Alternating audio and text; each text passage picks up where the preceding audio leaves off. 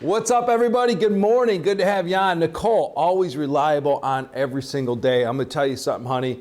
You know, when you commit to everyday training, sharpening your blade, you just cannot help but through osmosis and learning to get a little bit better. My hopes are that everybody that's watching takes these concepts, puts it into writing, puts it into memory, and executes, because understand, write, internalize, and execute is the key. I'll say that again.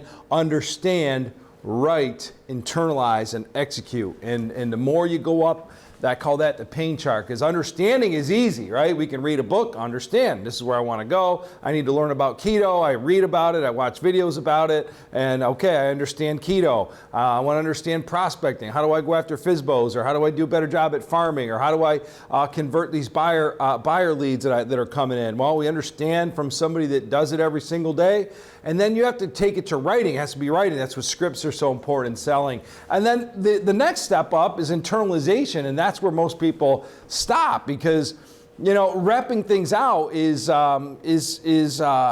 just, it's not fun, but you can't think about the act. You have to think about the result it's getting. But I will say, watch a very powerful motivational speech that Matthew McConaughey gave to, I think it was the University of Houston. It's on YouTube, check it out. There's like 2 million views of this video, but he talked about the word joy versus happiness, And in that speech, he says that, happiness is an emotional response to an outcome. If I win, I'll be happy. If I don't, I won't, right?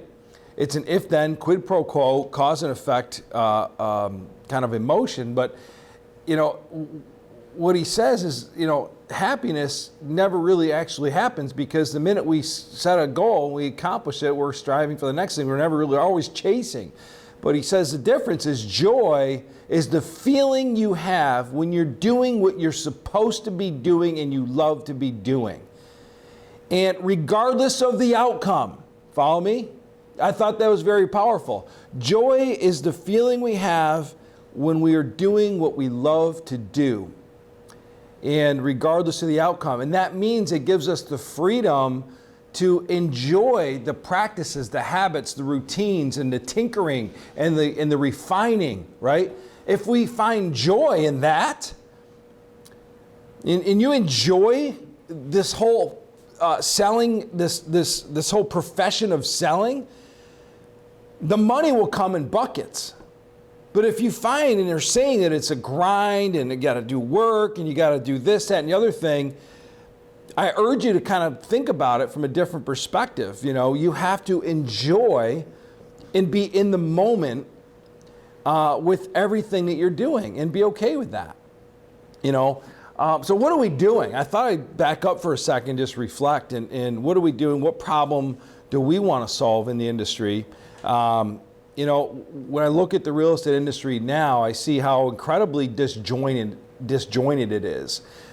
Agents are getting called in this technology and that technology and this thing and that thing, and people, oh my God, that sounds really good, and as a result, their data and their information it's all fragmented. And as a result, nobody really commands, very few have command of their CRM, command of their data, command of their marketing, right? And as a result of that, it's leaving people with an overwhelming sense of fear and confusion as to what to do. Well, you have people, and I'll reference, I know I've referenced them before, Mike Novak, who comes in the real estate industry, and he's out of the Seattle, Washington area, just on the northwest side of Seattle. That comes in year one, does 70 million in sales, and then immediately year two, he has built a scalable business now where he has shifted from being an agent from a realtor to a business professional that sells real estate. So he's leveraged his marketing and now has created leads, and now his teammates, he's developed a team, and he's leveraged his talents, abilities, and attitudes and marketing so that he can grow and have balance in his life with his bambinos, his kids. And like I referenced the plumber, and my son thought, oh, Dad, this plumber has a lot of money. They have a big, beautiful house. I didn't know there was so much money in plumbing. I said, there's not. There's just a ton of money in marketing. Plumbing is just the craft, right? Because the top plumbers are not turning wrenches, right? The top roofers are not putting shingles over their back and climbing upstairs, right? The best roofers, the best plumbers, the best agents, the best loan originators are the best at prospecting and marketing. Now, they've also been down that road where they know they went through that time period of rapid growth where they had to own it, right? If you don't own it, it can never stay with you, right? So if you don't own the skills, they go away, right? So I also had a lady that I'm actually coaching now where she had a wonderful team.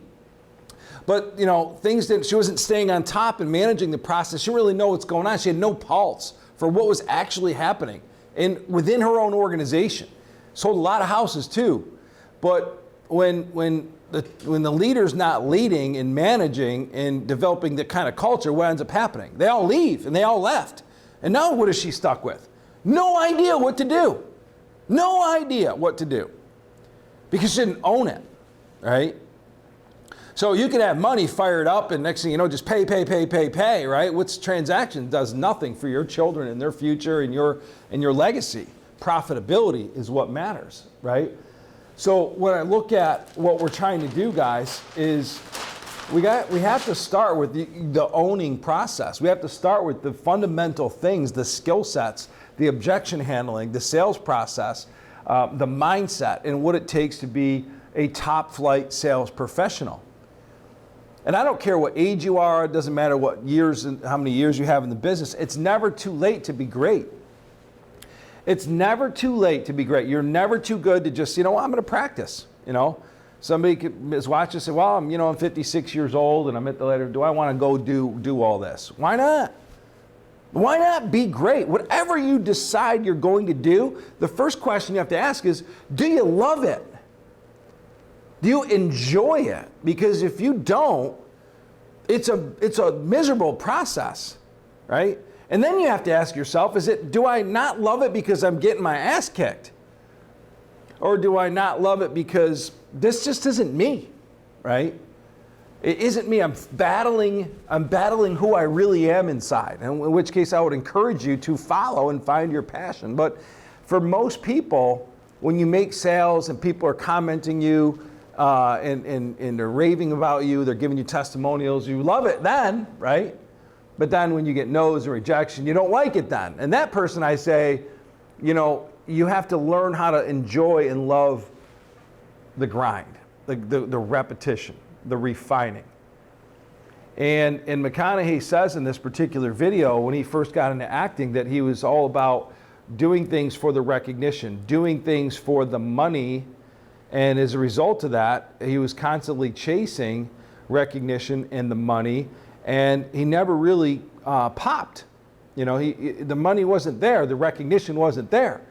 But when he stopped and really started expressing gratitude in his life and giving thanks for what he has and shifting his mindset to enjoying the actual repetition, right, of his scripts and in the practicing of the tonality, the pitch, the pauses, and enjoying that process, he said he made more money and had more recognition, and all the things he actually wanted and thought he wanted initially, that all came as a result of that. And that's the first thing I wanted to kind of cover with you to understand what are we doing and why? Why are you spending time training? Which, by the way, there's so many people that should be on this call that are not, right? Because people stop growing. They stop learning. I mean, if you stop, every day I'm looking for something from somebody, okay? I'm looking for knowledge of some sort, right? Mindset, skill set, business process, and practices. Those are the things, right? And if you've ever read the book, The E-Myth by Michael Gerber, if you haven't, I highly encourage you to read the book, The E-Myth Revisited by Michael Gerber. He starts out the book, and it's been a number of years since I read it, but because I'm a believer, it's not how many books you read, it's how deep you get into the good books and how many times you've read the good books, right? Because we all learn through repetition. So I went through this book about 6-7 times and highlighted, I literally built my entire business back in early 2000s around the methodologies in that book. And he talks about predictability, scalability, because in the beginning of the story, or the beginning of the book, he tells a story about, I think it's his aunt or something that was really good at baking cookies, right? So what do you do? Like, you should really sell these. I bet you people would love these cookies, right? So, so what do? They start a business, right? And there's, Aunt Jean making her cookies, and she gets in, she opens up the shop, she bakes the cookies. And after she bakes the cookies, she has to present the cookies, put them out there, right? And now she has to market their business, and drive people, the foot traffic and everything else, and people buy cookies, and then she has to clean up at night, and then she eventually realizes, oh my gosh, money's coming in, I've got taxes, I've got this, I've got to actually run the books. So this, she's got to actually, now do accounting work, right? Which is, not something that, most salespeople typically enjoy. And in the whole methodology and the whole purpose of that story is to get people to see that you cannot be the baker, the seller, and the accountant, right? You've got to be the person that drives revenue through marketing and prospecting, because everything else can be offloaded. Right? What we're trying to do and are doing at Wrap Systems, which, as you know, for many years, for some of you watching that have followed me for, 10, 12 years, I've been doing this for 18 years and decided to merge operations with Isaiah Colton at Wrap Systems, because the problem, we both saw the same problem in the industry, right? Back before, the CRM used to be the hub, right? That's the most important thing. That's like the central data system, right? But because of technology, and great technologies, by the way, like artificial intelligence, your data kind of needs to be in front of the CRM so that you can do other things with that data and then drive what you want to that CRM. So that's why we created our own portal, if you will, and a dashboard that is backed by artificial intelligence. Well, what is artificial intelligence, and what is it not? Artificial intelligence is, it's incredible. Remember guys, what's awesome about modern day media technology and marketing is that it's affordable to the independent contractor, an individual business owner, which the things that exist today, the technologies that exist today, were only once affordable to like we're in the Eastman Kodak building, that's where our office is, to big box organizations that had millions and millions of dollars to spend on data and refining data, understanding data. And now that's available to us as real estate agents, mortgage professionals, right? Which is an amazing thing. But artificial intelligence, basically, it's tracking conversations and actions and behaviors by people that are in your database all day long automatically when they make a move that insinuates or suggests that they're going to buy or sell a house or they want a mortgage or they want to refinance. It will grab that person's information, pop it up in a database and say, call these people. So if you got 1,000, 2,000, 300, however many people in your database, it's constantly going to work to identify people that are looking to buy or sell a house, which is an awesome thing, right? Having accurate data, there's so many people that did not really hone the skills or really take advantage of the leads that they purchased or got, or they had this big database. That's important information. All data is important. It's not like throw it out, I just need to find someone who wants to buy or sell a house now. Data is important, it's gold. It is the new currency. So the first thing we do is we scrub and update data. Well, what's that mean? We detox, right? So what that means is all data, people move, things happen, right? Accurate cell phone numbers change. How cool is it? The technology will then go out and find that individual in our database, will upload the most relevant updated contact information automatically for your database, right? So step 2 then is saying, okay, when I put in your database, squeeze your database. What's that mean? That means if you think about your database, a lemon, there's all kinds of business in your database. I don't care how big or small your database is, but we want to squeeze that and get as many deals and transactions out of what we already have. And I think there's a lot of agents now that are like, screw that, let me just do ads, just get more. When we tell you that what we have found, and again, we do this. First of all, we own a real estate company, our own brokerage. Second of all, we have a team of 55 inside sales associates upstairs calling all day long. Is that we go into real estate agents' databases and we mine the living snot out of it, and we get them deals from their existing database using artificial intelligence, that dashboard. Very simple. Make the calls, right? And then you go into marketing. But so where do we want to take your business? I'm going to cover objection handling a little bit today too. You have prospecting, you have marketing. There are individuals that 100% of what they do. Now you can make a couple $100,000 to $300,000 constantly being the guy, the girl. You're picking up the phone, you're making the calls, right?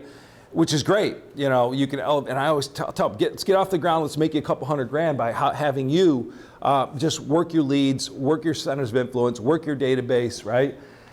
But the challenge is you want to go on a trip, vacation, guess what? If you think about your business from if you were a retail business, that sign flips over and says the store is closed and people can't buy when the store is closed. So when you go on vacation, leads stop happening, deals stop happening, things fall through the cracks, right? So that's not a great spot to be. In life, you're either leveraging or you're the one being leveraged in business, okay? So prospecting, we have past clients, friends, FSBOs, expireds, and pre-foreclosures, farming, social media, the big ones that we teach and are part of our prospecting playbook. I do want to talk social media briefly because, I mean, there's people that will literally tell you, man, I get all my business from social media. What are they doing? In simple terms, consistency. They're in front of people, not once a week, not once a month, right? They're in front of people every single day.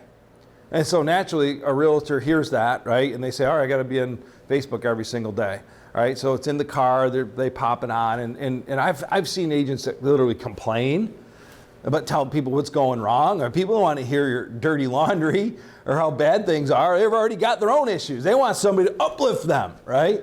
It's interesting. Or I've seen agents go, it's constant real estate, right? Another one sold, right? You know, cell phone in the ear. Hey, call me. I'm 24/7. Call me on Sundays at 6 o'clock during the football game. I'm yours, right? Oh my God, that doesn't sound like a very fun life, right? So they're constantly pounding real estate, and people are looking at social media like, really? You know what I mean? And so do you have to remind people that you're in real estate? Do they have to know you're 100%? But you have got to just be an interesting person with interesting content that's engaging people, right? People want to see authentic you. They want to know about you. They want to see interesting things. That's why we talk just about normal things, uplifting things, personal development, personal finances, things that are funny. When you talk about, you know, vacation, things that everybody's interested in, and they'll follow you. And always put a golden nugget in a rhyme or reason to your story, which is ultimately what engages everyone, stories. Hey guys, I got to share this with you. Yesterday this happened, right? And tie that back into some kind of positive spin so that you get positive comments. People are like, I learned from that. I like that. I shared that with my daughter, right? Good stuff. You're engaging. Hey guys, and then at the end of your video, by the way, I just wanted to let you all know that I am doing an open house at 125 Smith Road in Webster. The details of the house are below. There's a link. And if there's anything I can do for you, please let me know. Have a great day, right? So you can tag what you do and remind people that you're in social media. That's the best practice. So take your social media and 8 times out of 10 have it be, you know, non-real estate specific with real estate tags at the end. Right? By the way, rates are low. If you need a mortgage, somebody's wants to refinance, they'll do a free consultation. My buddy Jerry Freight's available, blah, blah, blah, blah, blah, right? Boom. Then the one time it's all real estate, or the 2 times, you know, it's all real estate, okay? But it's got to be that mix, all right? So when we get good at prospecting, and that's really the earning of the right. No one can ever take away that. If you really get good at prospecting, you'll always have business. You understand what I'm saying? If you're willing to pick up the phone and be good on the phones, you'll always have business. But I'll share this with you, marketing. because I learned a long time ago from my mentor, starting at age 23, how powerful referral prospecting is. And I saw amazing success. Whether people bought from me or not, I asked for 8 referrals on every single sales call because that's what he said to do. And he drove a much nicer car, had a much bigger house than me. So I pretty much said, okay, if this is how he got to where he's going to go, I'm not going to battle him. And he was right. But he taught me so much about referraling. He said, Pat, I mean, you have 2 options. You can go, you get 10 people, 10 referrals, and you'll book 8 appointments and you'll sell 6 or 7 of them, or sometimes all 8, or you can do 110-1. You know, call 100 people, talk to 10, and sell 1. Which would you rather do? So I became really deep ingrained in referral prospecting and generating referrals. And as you all know, if you've seen me speak or been part of my training over the years, I'm big on really hitting your database and developing a system that creates advocates, not just how do we take friends and followers to advocates, people who are advocating for you, selling you, right? Generating referrals, a predictable number of referrals so if you know that every American family is statistically aware of 3 real estate transactions a year, and you got 200 people in your database, that's 600 potential leads. How many do you need to feed your family and create the kind of income that you want? Not a lot of conversion there, right? So instead of focusing at first on marketing, you should be focused on adding value to your database on a regular basis, because it's the most profitable part of real estate, right?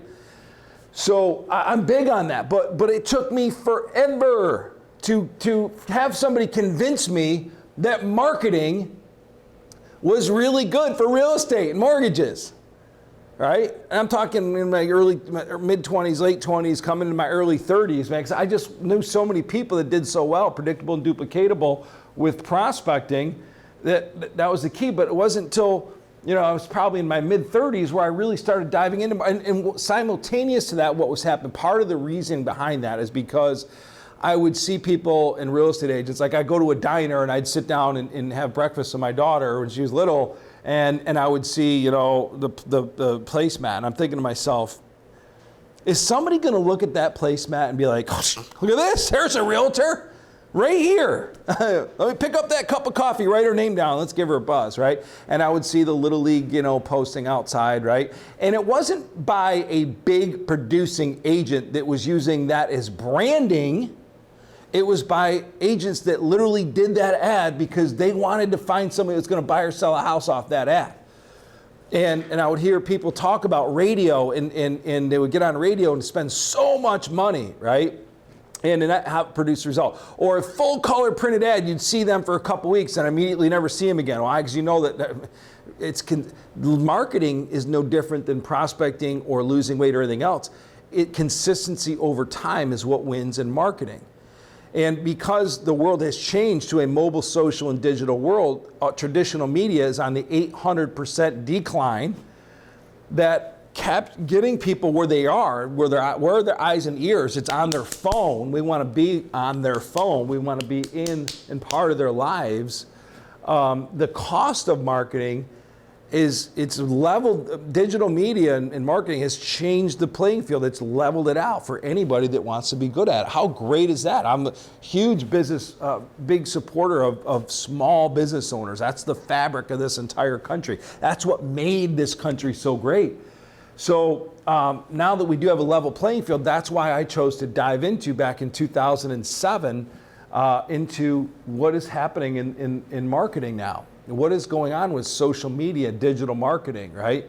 So going back to fragmentation, that's why text marketing came up, and that was big. And then video email came up. You had video email applications, and more CRMs were competing with Salesforce, which are way too robust for an agent or a loan originator. And you had real specialized CRMs coming out. And next thing you know, real estate agents like, what's my login for this? What's my login for that? What's my login for this one? And I don't even know that. You're not even communicating with one another. And then they don't use it, and it's just this constant cycle. Then they hear a new pitch, buy a new technology, try that for a little while, cancel, and then there's the latest and greatest.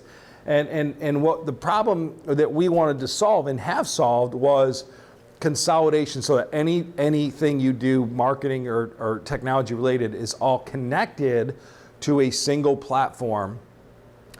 CRM, lead aggregation, ad spend, whatever, is all coming into one spot. Isn't that valuable? So that's what the best do, right? They're really good at managing data. So you have to build the foundation with the right technology, and that technology really should be just one single system, right? And then you can focus on marketing and pouring people and names into it, but not before you have the skills. I mean, we got to have the skills. If your lead conversion is not on a scale from 1 to 10, an 8 or better, scripted, internalized, and designed to sequence the consumer to a predetermined spot, you'll spend money on marketing, and sometimes you won't even call them. You still have call reluctance, or you don't know what you're going to say, or you call them. If you wait 5 minutes, after 5 minutes, your chance of closing that person and probably 4 other people. It's like marketing is like the beach, right? You ever see a Dorito get dropped on the beach, right? The number of seagulls that go flying after that Dorito. I mean, literally, fighting over it, right? That's what happens when somebody raises their hand and says, I'm looking to sell a house, right? The realtor's like seagulls, boom, it comes swooping in. You have to find them before the chip comes out of the bag. You follow me? So, when you think about marketing and who's successful at marketing and who's successful not, I do want you to arrest your fears aside, because marketing is not important. It's incredibly powerful. There are really good marketers in real estate that are convinced that they don't even have to talk to I'm not going to go kiss their ass. That's their words to me. I'm not going to kiss their ass. I'm done doing that. I'm just going to do marketing because it's predictable and duplicatable. But you really should be doing both, because there's nothing more profitable than this, right? So it's not about transactions, right? So, and it's all about relationships still, right? Always is, So, by the way, you don't want to just keep churning, because you want to create the goose that lays the golden egg with everybody that you do business with and keep them connected. So after the sale, that's why my past client follow-up and advocate system really is both a service, an ongoing service to them, but it also strengthens the relationships, and by nature of the law of reciprocity will generate referrals for you. But the best marketers are really good with UVPs. My buddy Chad out of Denver, again, guy's a powerhouse. He's still doing radio. And it's expensive, yes, but the conversion rates on them are very high. So people that actually do call, but what is he doing? Well, he's got a couple different UVPs, and I'm not going to go through them all, but one of them is 39-day close, right? We can't sell your house in 39 days, we'll work for free. From a marketing perspective, think about the psychology of the consumer on the other end of that. They're like, they know 5 realtors, 3 of them they saw last night at the mixer or the Little League game or the high school football game, right? But they heard that ad, they're like, damn, let's call him before we start engaging our realtor friends, because this is a big deal. It's money. We got a lot of money tied up in this house, man. If he's offering 39 days, so that's why they respond. Right now, if you think about it, if all the realtors were doing a good job at following up with their past clients and adding value on a regular basis, marketing would never work. But they don't. So marketing does work because most people are not really good at taking care of people on an ongoing basis. So you have to have UVPs. And your UVPs obviously helps you at the closing table, right? We've seen that, hey, if I can't sell your house, I'll buy it. That's really marketing, because when they get down and they say, well, tell me about you'll buy it. Well, I'll buy it, but it's wholesale. But by then you've already delivered a full-scale presentation. You've impressed them. You walk through your marketing plan. And at that point in time, they're just like they fell in love with you. They realize how serious you are. And you're also saying, yes, I will buy it, right? But here's how this program works. By then, they'll say, yeah, no, we're just going to go with you, just go the regular route. You know what I mean? Same thing with the 39-day marketing plan. The stipulations behind that are it's got to be professionally staged. They have to agree on the fair market value price that agent walked in and studied the market and knows that they can sell that house in 39 days. They've got to give the green light before the sign goes in the yard that everything has been taken care of both inside and outside the home. When you look at all the factors that go in the average sales cycle or turnover, average sales time of a given house, but at that point you're already 8 levels deep into a presentation where they fell in love with you. You built rapport, you qualified them, you delivered a really good presentation, and then you brought up the steps on that 39-day guarantee. But it's a foot in the door. It provides marketing, especially when you're talking to cold people. If you're not different, it's all white noise to the consumer. It's all white noise. But if someone were to market to me before, I really knew real estate years and years and years ago, hey, 39 days or I work for free, I'll call that person. I want to see what they have to say. They obviously have some confidence in what they're doing. At the very least, I want to interview them, right? So what kinds of marketing work? Well, we know that the first type of marketing is to your database. So your database, so what we do is we take your database, right, and we use artificial intelligence to serve up leads, but then we'll actually market to them by putting property search, home value campaigns, and your UVPs, right, in what's called retargeting ads, right? Well, ads to begin with, so you can upload that list, let's just say Facebook, and constantly throw this out there, like fishing, right? You know what, here's a home, take a look at it. Next thing you know, somebody's scrolling on Facebook, they start engaging in property search, and your property search can tell you who's been through there. Now, what's interesting about that is once they start engaging, we can actually start doing bots. What are bots? Bots is communicating with them automatically, but it's not even you communicating with them, right? So we can actually start having dialogue with them to qualify them, right? And that bot will then alert you and tell you, hey, this is a legit lead. So we use ads to find new people, but then we also take your existing database and we just fish, right? So between artificial intelligence, ads, and retargeting ads, anyone that's ever clicked on anything before, it's going to trail them, right? So if you've ever clicked on something, you ever gone to buy something on Amazon and you didn't quite pull the trigger, and next thing you know, you're on the Weather Channel and there's the shoes, they're in front of you again. Right? Then you go on another website, there's the shoes, and it's called retargeting, right? We know that marketing, it takes 6 or 7 times before somebody engages, but when you start engaging them and you put in through Facebook Pixels and on your website, right, when it's done right, it will begin to chase and follow them to get the number of repetitions, right? But these are, and I've done this, and I've learned this through failing, by the way, because when I really understood sales funnel marketing, I'm like, just start selling, videos on you and selling you, and none of that worked, okay? I can tell you right now, none of it worked. What really we know works, and what Zillow and Realtor.com have made billions of dollars on, is people want to look for houses, right? They want to know the value of their property, right? And the UVP type ads work. 39-day close, I'll buy your house or I'll work for free.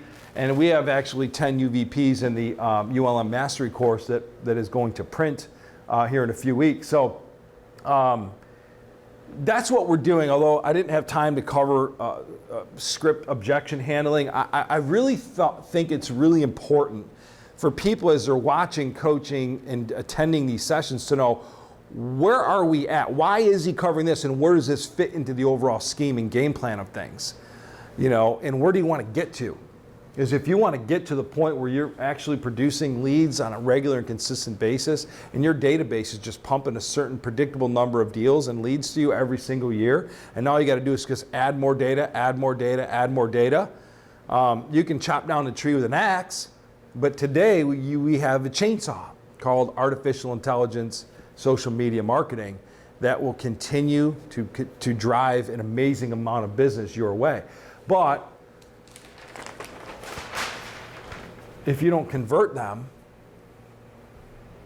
if you don't overcome their objections, it's costly, right? That's why, say be great first. Own your skills. Hone and own your skills and have joy in the process of doing that. And the money will come like Niagara Falls. Practice. Enjoy it. So guys, go back to the scripts and start practicing and enjoy it. Pick up the phone and enjoy the grind. Enjoy the rejection. Enjoy the yeses. Enjoy people. This is an awesome business because really ultimately what it is, it's a people business. And if you love people, this is a wonderful industry that can produce income that otherwise, Mike Novak came from the restaurant business. Call him up and ask him, you having fun? He's having a lot of fun, right? Clayton Getz out of Richmond, Virginia, he's having a lot of fun. When Clayton tells a story, and I'm comfortable telling it, he was in mega debt, hundreds of thousands of dollars of debt. I believe it was only 10 years ago. What did he do? 9 to noon, picked up the phone. He owned his skills, honed his skills, practiced his craft, slammed the door, and focused on what he had to do.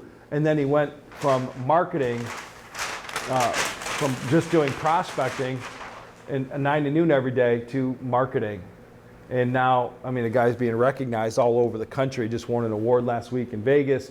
And he's also spiritually grounded. He's a good father. He's a good husband. So all the other things that we talk about when it comes to mindset are all in check with this man. And as a result of that, he has abundance in his life, abundance of everything. But if you watch him on video, he has joy in his heart. You can just tell by the way he smiles and talks. He loves it. And when he was getting his ass kicked, right, he had to still have that same smile and know that if he was doing the right things, that it was going to come, because he understood the universal principles and laws. And all he had to do was say, all right, I give up. I've done all the wrong things, and I'm going to shake the Etch-a-Sketch. I'm going to do the right things. I'm going to have the right morning routine. I'm going to commit to phones. I know no's are coming, but I'm going to pound the phones and start calling everybody. And he eventually went from being consciously incompetent to unconsciously competent, where he owned it. And now he can duplicate it. Now you pour marketing dollars on top of that, and you have a $200 million outfit where people are having fun and winning. Winning is fun, losing's not. However, when you lose, you got to ask yourself, why am I losing, and what do I need to do to win?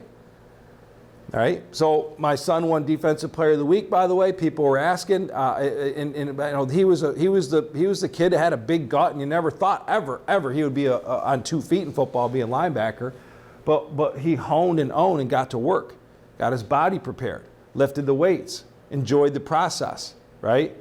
And I told him yesterday, I'm like, this is just a small victory. I go, the real work lies ahead. But the harder you work and the more you enjoy the work,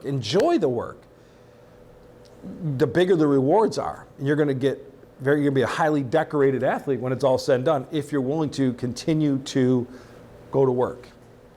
But we have to enjoy it. There's one message I want to bestow upon you today, is ask yourself, am I looking for happiness, or do I want joy? And joy is living right now in the moment, regardless of, I don't care anything, credit card debt, this, that, and the other, whatever's going on. If you can fill your heart with joy and just go to work and be okay with that. Abundance belongs to every single person. And you know what? It can happen extremely fast in this business. The market's good. It's leveled out right now, which is great. It's a great money-making time, guys. Go after it and get it, and dedicate yourself to honing your skills. Have an awesome day. This is Coach Pat. I thank you very much for joining today.